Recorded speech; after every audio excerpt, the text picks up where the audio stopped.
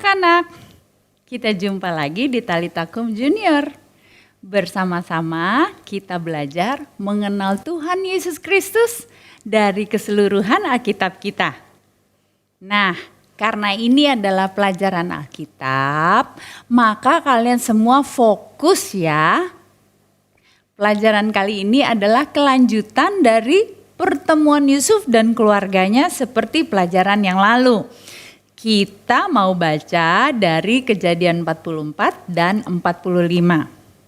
Tapi sebelum kita mulai, ayo siapkan Alkitab kalian, buku catatan kalian, alat tulis juga, dan singkirkan semua yang bisa mengganggu kalian untuk fokus belajar. Jadi mengikuti pelajaran ini tidak sambil makan atau main-main ya. Oh ya anak-anak, selalu minta supaya papa atau mama atau kakak atau abang, opung atau tante untuk mendampingi kalian selama pelajaran. Jadi kalau ada pertanyaan bisa ditanyakan langsung, silakan chat ke nomor Talitakum Junior yang ini. Nah, anak-anak yang ketinggalan pelajaran-pelajaran sebelumnya bisa mengikuti dari awal ya. Semua ada di channel YouTube Big Junior. Kalau belum subscribe, tekan subscribe dan tekan tombol yang gambar lonceng itu, tombol notifikasi, sehingga ketika ada video baru yang diupload, kalian mendapatkan notifikasi atau pemberitahuan. Kalau sudah ready, ayo kita berdoa dulu. Tuhan, berkati kami dan berikan pada kami telinga yang mendengar dan hati yang paham, sehingga hikmat-Mu turun bagi kami. Berkati juga mentor kami, sehingga mereka juga memperoleh hikmat untuk menuntun kami belajar tentang Engkau. Dalam nama Yesus kami berdoa. Amin.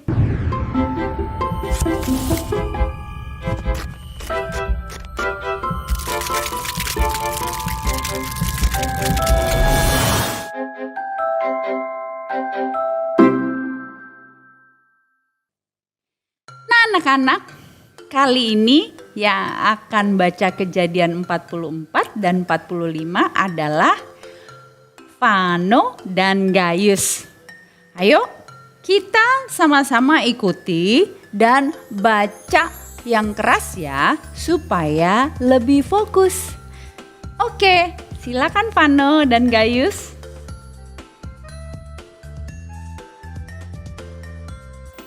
Shalom teman-teman Talitakum. Kejadian 44, piala Yusuf hilang dan didapati. Sesudah itu diperintahkannya lah kepada kepala rumahnya, isilah karung-karung orang itu dengan gandum, seberapa yang dapat dibawa mereka, dan letakkanlah uang masing-masing di dalam mulut karungnya. Dan piala perak itu taruhlah di dalam mulut karung anak yang bungsu, serta uang pembayar gandumnya juga. Maka diperbuatnyalah seperti yang dikatakan Yusuf. Ketika paginya hari, terang tanah orang melepas mereka beserta keledai mereka. Tetapi baru saja mereka keluar dari kota itu, belum lagi jauh jaraknya, berkatalah Yusuf kepada kepala rumahnya, bersiaplah, kejarlah orang-orang itu, dan apabila engkau sampai kepada mereka, katakanlah kepada mereka, mengapa kamu membalas yang baik dengan yang jahat? Bukankah ini piala yang dipakai tuanku untuk minum dan yang biasanya dipakai untuk menelaah? Kamu berbuat jahat dengan melakukan yang demikian. Ketika sampai kepada mereka, diberitakannya lah kepada mereka perkataan Yusuf itu. Jawab mereka kepadanya, mengapa tuanku mengatakan perkataan yang demikian? Jauhlah daripada hamba-hambamu ini untuk berbuat begitu. Bukankah uang yang kami dapati di dalam mulut karung telah kami bawa kembali kepadamu dari tanah Kanaan, masakan kami mencuri emas atau perak dari rumah tuanmu. Pada siapa dari hamba-hambamu ini kedapatan piala itu, biarlah ia mati. Juga kami ini akan menjadi budak tuanku. Sesudah itu berkatalah ia, ya usulmu itu baik, tetapi pada siapa yang kedapatan piala itu, hanya dialah yang akan menjadi budakku, dan kamu yang lain itu akan bebas dari salah. Lalu segeralah mereka masing-masing menurunkan karungnya ke tanah, dan masing-masing membuka karungnya, dan kepala rumah itu memeriksanya dengan teliti. Ia mulai dengan yang sulung sampai kepada yang bungsu. Maka kedapatanlah piala itu dalam karung Benyamin. Lalu mereka mengoyakkan jubahnya dan masing-masing memuati keledainya, dan mereka kembali ke kota. Ketika Yehuda dan saudara-saudaranya sampai ke dalam rumah, Yusuf masih ada di situ. Sujudlah mereka sampai ke tanah di depannya. Berkatalah Yusuf kepada mereka, perbuatan apakah yang kamu lakukan ini? Tidakkah kamu tahu bahwa seorang yang seperti aku ini dapat menelaah? Sesudah itu berkatalah Yehuda, apakah yang akan kami katakan kepada tuanku? Apakah yang akan kami jawab, dan dengan apakah kami akan membenarkan diri kami?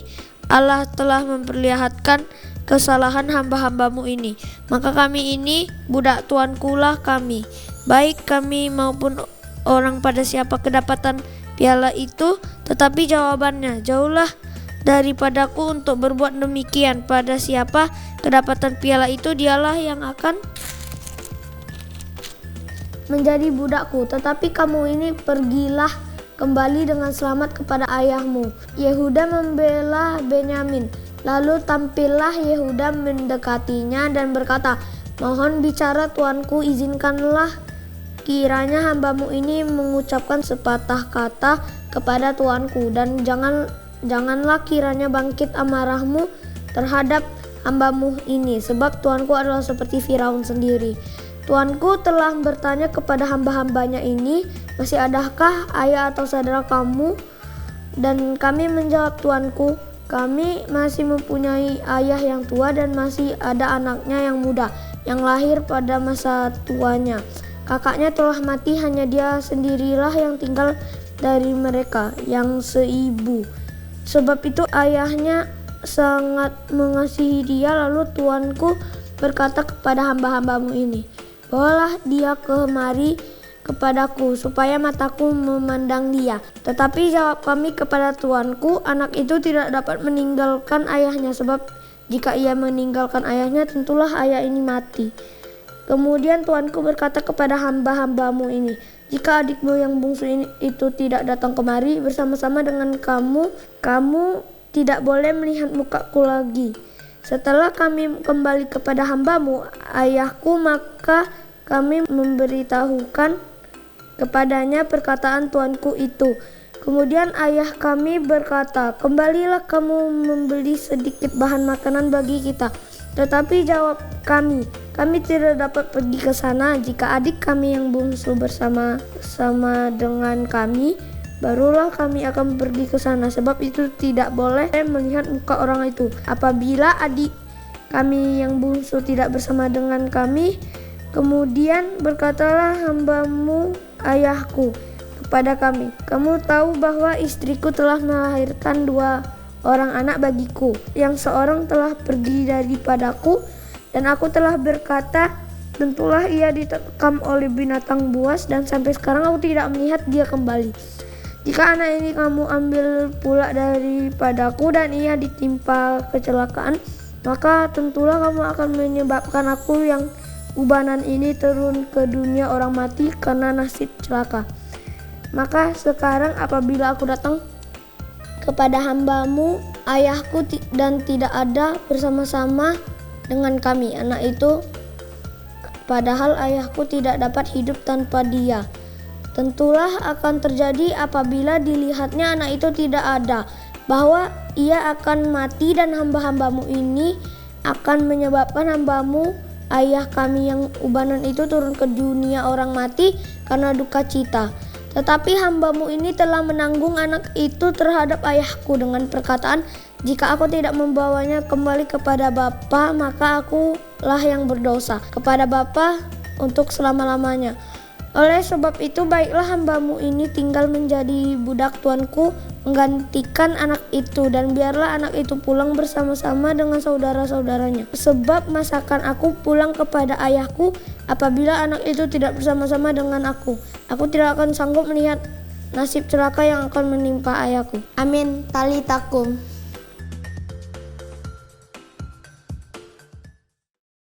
Shalom teman-teman, Talitakum. Kejadian 45 ayat 1. Yusuf memperkenalkan dirinya kepada saudara-saudaranya. Ketika itu Yusuf tidak dapat menahan hatinya lagi di depan semua orang yang berdiri di dekatnya. Lalu berserulah ia, "Suruhlah keluar semua orang dari sini." Maka tidak ada seorang pun yang tinggal di situ bersama-sama Yusuf ketika ia memperkenalkan dirinya kepada saudara-saudaranya. Setelah itu menangislah ia keras-keras sehingga kedengaran kepada orang Mesir dan kepada seisi istana Firaun. Dan Yusuf berkata kepada saudara-saudaranya, "Akulah Yusuf. Masih hidupkah Bapa?"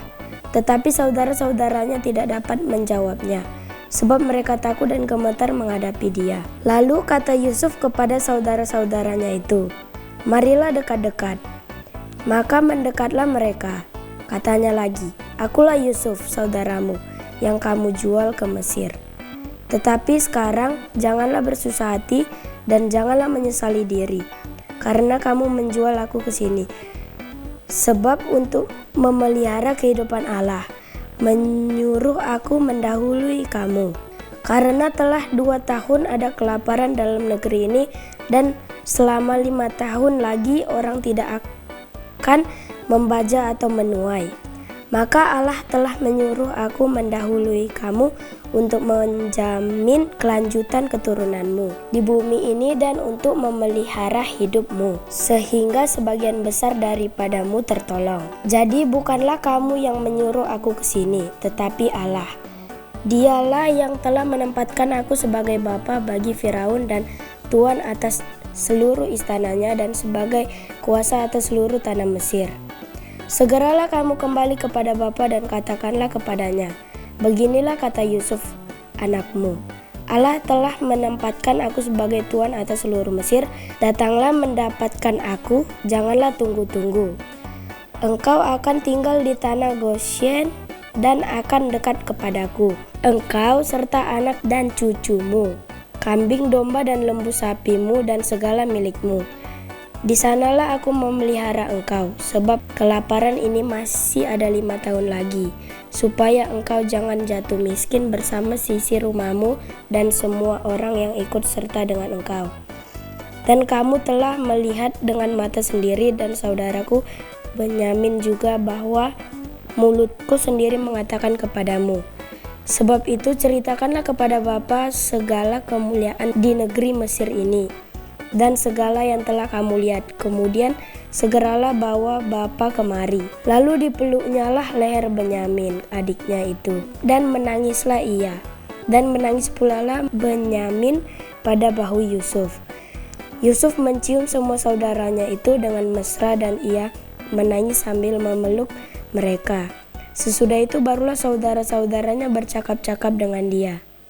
Ketika dalam istana Firaun terdengar kabar bahwa saudara-saudaranya Yusuf datang, hal itu diterima dengan baik oleh Firaun dan pegawai-pegawainya.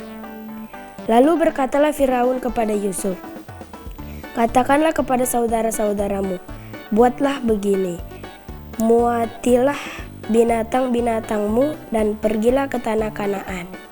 Jemputlah ayahmu dan seisi rumahmu dan datanglah mendapatkan aku. Maka aku akan memberikan kepadamu apa yang paling baik di tanah Mesir, sehingga kamu akan mengecap kesuburan tanah ini. Selanjutnya engkau mendapat perintah mengatakan kepada mereka, buatlah begini, bawalah kereta dari tanah Mesir untuk anak-anakmu dan istri-istrimu. Jemputlah ayahmu dari sana dan datanglah kemari. Janganlah kamu merasa sayang meninggalkan barang-barangmu, sebab apa yang paling baik di seluruh tanah Mesir ini adalah milikmu. Demikianlah dilakukan oleh anak Israel itu. Yusuf memberikan kereta kepada mereka menuruti perintah Firaun.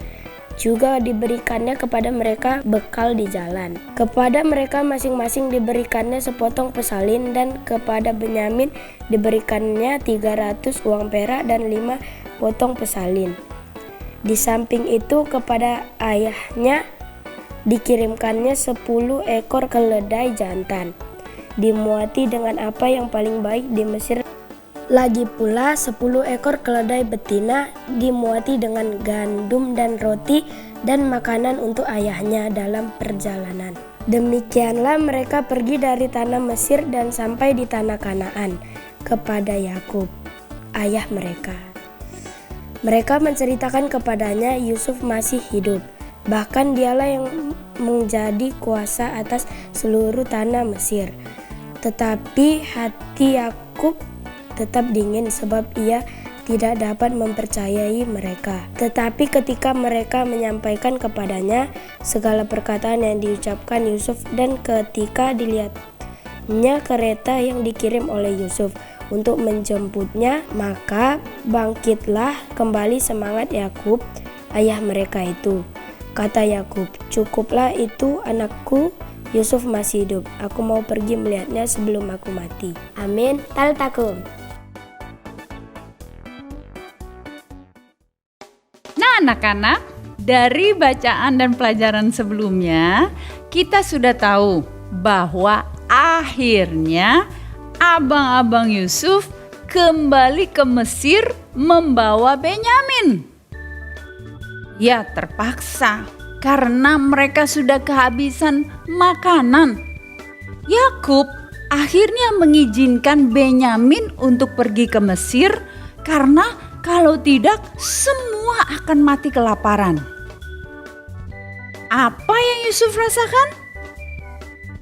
Begitu Yusuf melihat abang-abangnya datang dan membawa Benyamin, betapa sedih hatinya.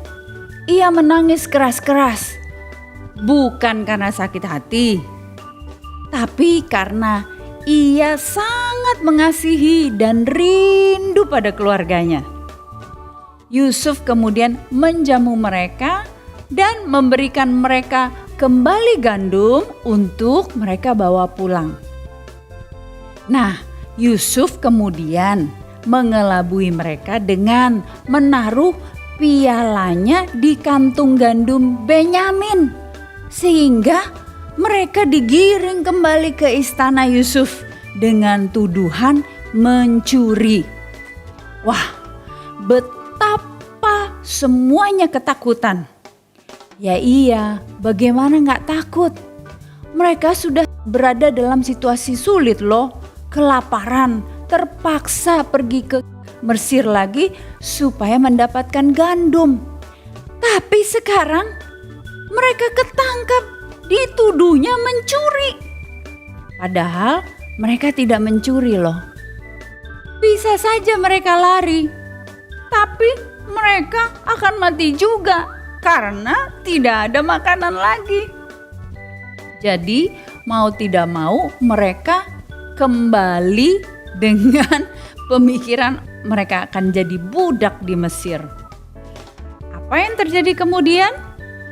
Di pasal 44, Yehuda yang sudah berjanji kepada ayahnya bahwa ia akan melindungi dan memastikan Benyamin akan pulang, memberikan dirinya supaya ia saja yang ditawan menjadi ganti Benyamin. Ia membela Benyamin.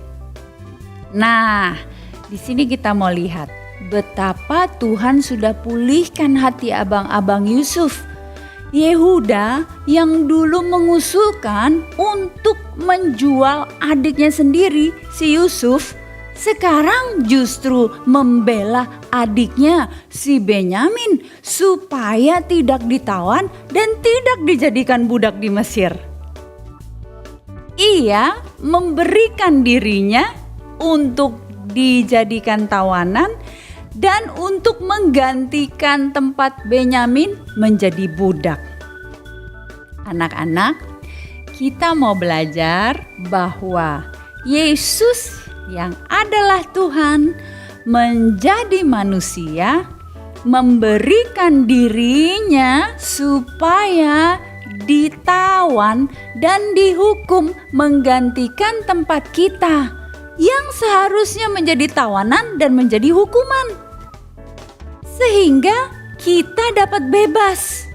Dengan begitu, ia kemudian menjadi anak yang sulung dan kita dijadikan bapa anak yang berikutnya.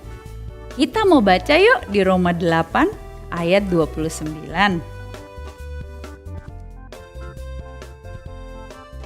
Sebab semua orang yang dipilihnya dari semula, mereka juga ditentukannya dari semula untuk menjadi serupa dengan gambaran anaknya, supaya ia, anaknya itu, menjadi yang sulung di antara banyak saudara. Nah, Tuhan sudah memilih kita sejak mulanya. Untuk apa? Untuk diselamatkan. Karena itu Tuhan Yesus turun menjadi manusia. Dia mati menggantikan hukuman kita. Bukan itu saja, ia kemudian mengangkat dirinya menjadi anak yang sulung, sehingga kita dapat dijadikan anak yang berikutnya menjadi anak bapa. Nah, Yusuf akhirnya memberitahukan abang-abangnya siapa dirinya sebenarnya. Ia adalah Yusuf yang dulu mereka jual dan mereka buang. Apa kata Yusuf? Kita baca lagi yuk dari Kejadian 45 ayat yang kelima.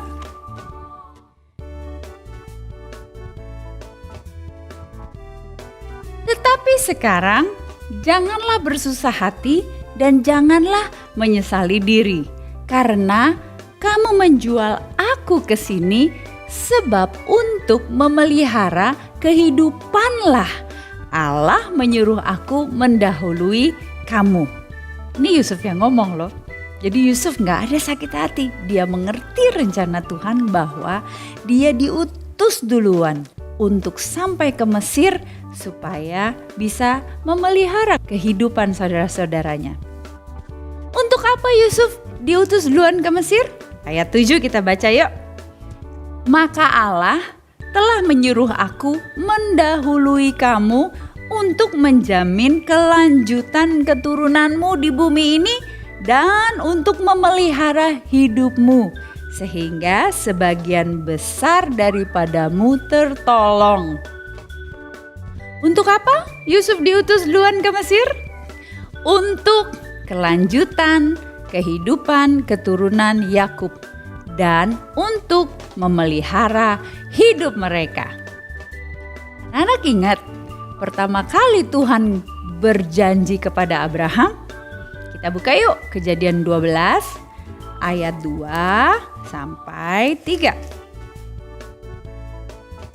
Aku akan membuat engkau menjadi bangsa yang besar dan memberkati engkau serta membuat namamu masyhur, dan engkau akan menjadi berkat. Aku akan memberkati orang-orang yang memberkati engkau dan mengutuk orang-orang yang mengutuk engkau. Dan olehmu semua kaum di muka bumi akan mendapat berkat.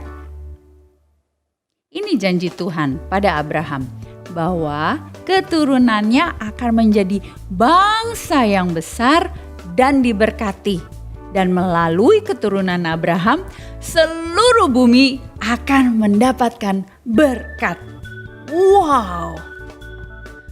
Tuhan tahu loh bahwa bumi akan mengalami kekeringan dan kelaparan. Karena itu Tuhan merencanakan dan menempatkan Yusuf menjadi penguasa dan memberikan Yusuf juga hikmat supaya bisa mengumpulkan dan menampung gandum. Nah, jadi Yusuf bukan saja hanya menjadi penguasa, tetapi dia berkuasa untuk apa? Ya, untuk memberikan kehidupan, untuk menyelamatkan banyak orang. Bukankah itu tujuan Yesus bagi kita? Untuk menyelamatkan dan memberikan kehidupan pada manusia. Nah, kita juga sudah belajar bahwa mengampuni itu penting. Mengampuni orang yang berbuat jahat kepada kita. Karena dengan mengampuni, kita itu memberkati diri kita sendiri loh. Orang yang menyimpan dendam dan marah, hidupnya tidak mungkin bisa bahagia. Tahu nggak anak-anak, bahwa Tuhan sudah terlebih dahulu mengampuni kita. Karena itu kita juga bisa belajar untuk mengampuni orang lain. Emangnya kita nggak ada pernah berbuat salah? Kalau kita tidak taat, tidak dengar apa kata papa atau mama, kita sudah salah loh. Misalnya nih, mama suruh kita bereskan kamar, lalu kita nggak lakukan. Waktu mama tanya, "Nak, sudah bereskan kamar?" Kita jawab, "Sudah, Ma." Waduh, salahnya jadi 2 kali ya. Sudah tidak taat, terus berbohong.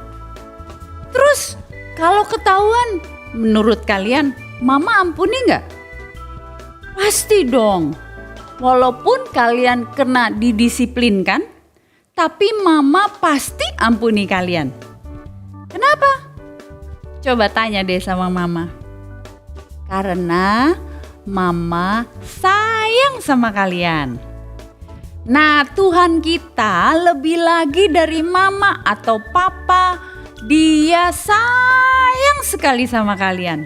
Jadi dia selalu pasti mengampuni kita. Jadi tidak ada alasan kita tidak mau mengampuni orang yang salah atau berbuat jahat sama kita. Oke?